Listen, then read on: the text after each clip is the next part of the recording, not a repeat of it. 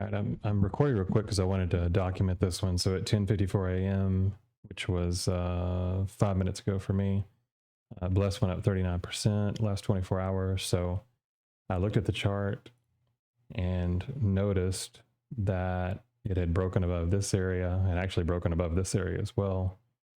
And I took a position at 04409, which is, I think, yeah, right there. And as price was going up, I took, I took some profit. My position P&L right now because I took profit. I wanted to get my money back that I first put in. I think I put $100 in, maybe a little bit more, but I went ahead and took $100 out just to make sure that I was still in profit. I'm actually going to move my stop loss up here.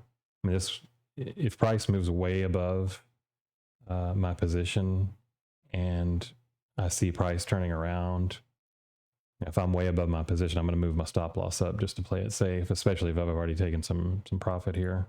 So basically what I did is that as it was moving up, I just went ahead and hit 50%, and whatever price it was at, I just hit confirm and it took the profit for me. But you can use market as well. I don't really like how it's pulling back right now, but currently there is some resistance right there. So kind of thinking I might just go ahead and close it. Yeah, I think I'll just go ahead and take that profit. So I ended up making, so far anyway, I'm going to look for another bounce here possibly. But so far I made, yeah, 200 on this one. I think it was a little bit more than 200.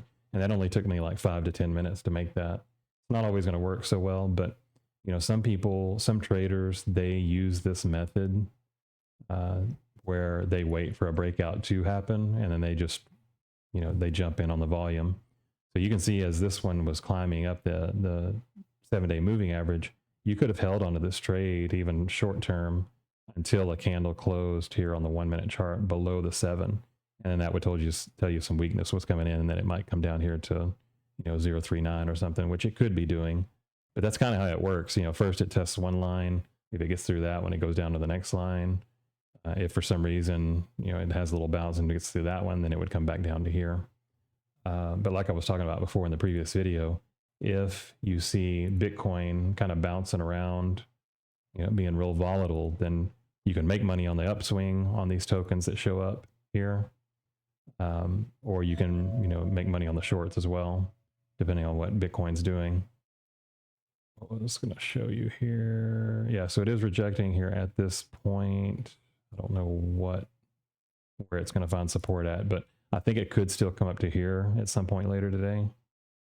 It's just not enough of a gain for me to jump back into it just yet. I need to see it dip some more. But I think that's all I wanted to show you, really. I mean, if we look at what Engineering Robo shows here, on let's say like a 5-minute chart, because it has been very volatile off that bottom.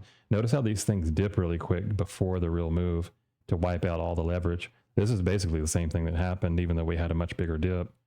Everything was flushed, and now we're going to have a big alt move pretty soon here.